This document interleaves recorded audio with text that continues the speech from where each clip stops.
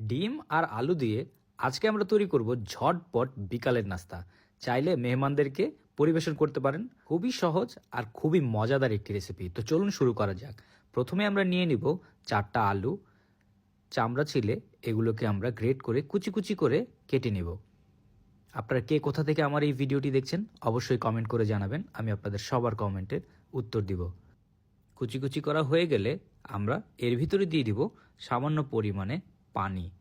পানি দিয়ে আমরা এগুলোকে খুব ভালোভাবে ধুয়ে নিব, কারণ আলুর ভিতরে একটু কষ থাকে। তো ভালোভাবে ধুয়ে নিলে সেই কষটি চলে যাবে। ভালোভাবে ধুয়ে আমরা আলুকে চিপে চিপে পানিগুলো বের করে রেখে দিব। এরপর আমরা সিদ্ধ ডিম নিয়ে নিব 2টি।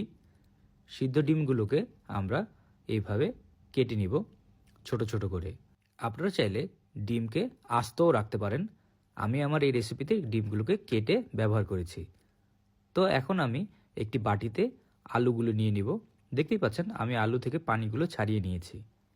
এরপর এর ভিতরে দিয়ে দিব কাঁচামরিচ, পেঁয়াজ, ধনিয়া পাতা, স্বাদমতো লবণ, আদা, রসুন, গুঁড়ামরিচ, জিরার গুঁড়া, ধনিয়া গুঁড়া।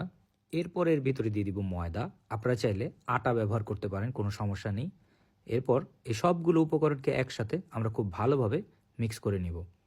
মিক্স করার সময় অবশ্যই খেয়াল রাখবেন যাতে কোনো অংশ বাদ পড়ে না যায়, সবগুলো উপকরণ যাতে একসাথে ভালোভাবে মিক্স হয়ে যায়। এই রেসিপিটি বড়রা যেমন পছন্দ করে, ছোট বাচ্চারাও পছন্দ করে থাকে।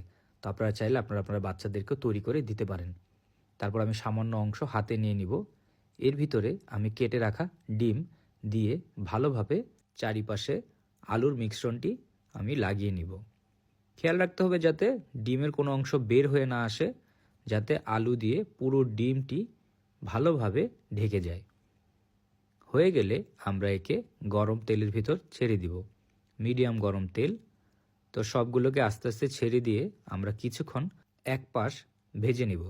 যেহেতু আমাদের ডিম সিদ্ধ, তাই ভিতরে কাঁচা থাকবে তা নিয়ে আমাদের চিন্তা করতে হবে না। তো আমরা মিডিয়াম গরম তেলে এক পাশ কিছুক্ষণ ভেজে নিব। হয়ে গেলে সবগুলোকে উল্টে দিয়ে আমরা অন্য পাশ ভাজা শুরু করব।